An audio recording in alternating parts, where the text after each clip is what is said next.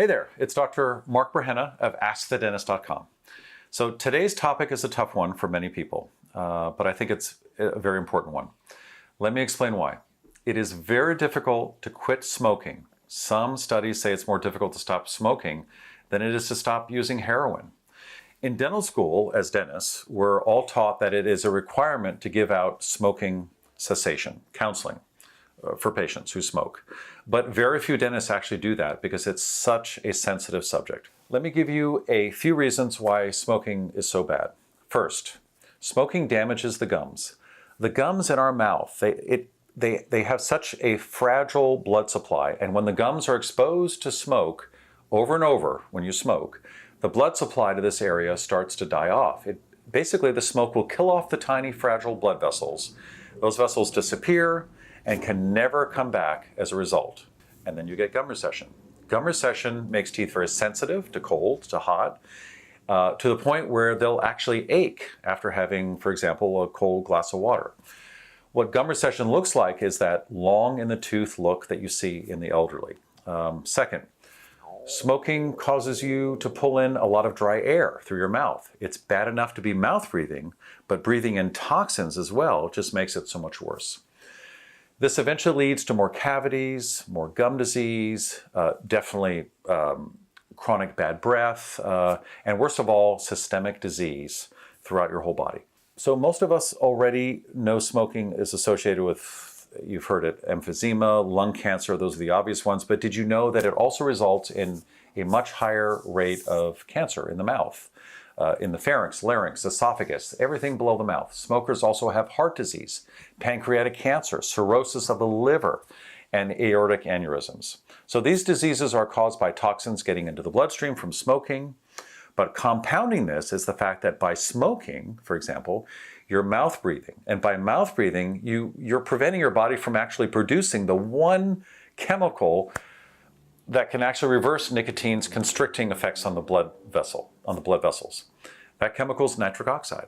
A third reason to support your loved one's efforts to quit smoking, and although less drastic than others, is that smoking discolors your teeth. Even with great dental hygiene, you're going to be aging the inside and actually the outside of your teeth by staining them and drying them out, which will make them look yellower. While this issue might seem more cosmetic than anything else, it can lead to costly dental work down the road. It can cost you a lot of money, time in the chair. Drying out the teeth will lead to more cavities and make them more prone to breakage. Now, many people hear this, but aren't ready yet to give up their smoking habit, so they switch to vaping. Unfortunately, vaping is just as bad as smoking. Again, you're breathing in a ton of dry air and limiting your body's ability to fight disease. Plus, you're pulling in propylene glycol, for example, one of the chemicals in vaping, which is essentially radiator fluid over your teeth. This has a drying effect in the mouth. It can majorly alter your oral microbiome, which you need. It's the biofilm, and this prevents your teeth from being able to fix themselves, or otherwise known as remineralization. That's a bummer, getting more cavities. People who vape have higher rates of gum disease, cavities, and spaces in between the teeth that look like little black triangles, dark triangles. I tell my patients who vape to use a sonic toothbrush after every single meal. And if you're interested, you can see the description below for a link to the one that I recommend for the black triangles.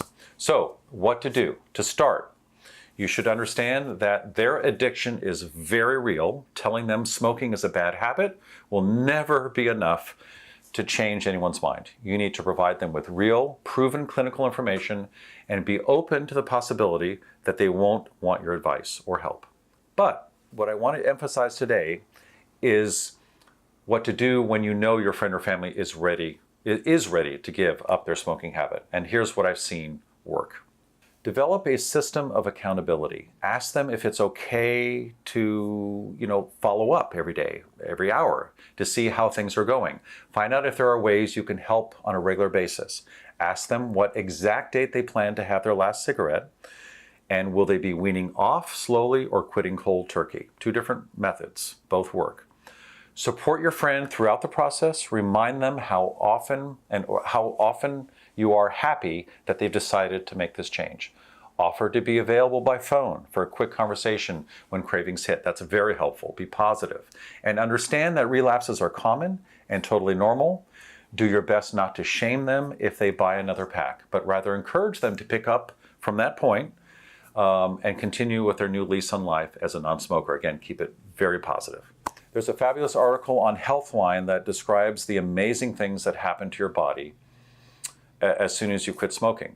In fact, and I just read this, the first positive effect takes place 20 minutes after your last cigarette. Really play on that. I've linked this in the video below. Please read it, it's important. And bring it up often in the beginning stages while they're trying to quit. I'm thrilled that you've taken this step to be part of your loved one's support system, and I hope these tips have been helpful. If you have ever quit smoking or have helped someone quit smoking, I'd love to hear about how you did it. I'm sure this doesn't cover everything. I would love to hear about in the comments below on how you were able to be successful helping your loved ones. So, to your good health, I'm Dr. Mark Brahenna.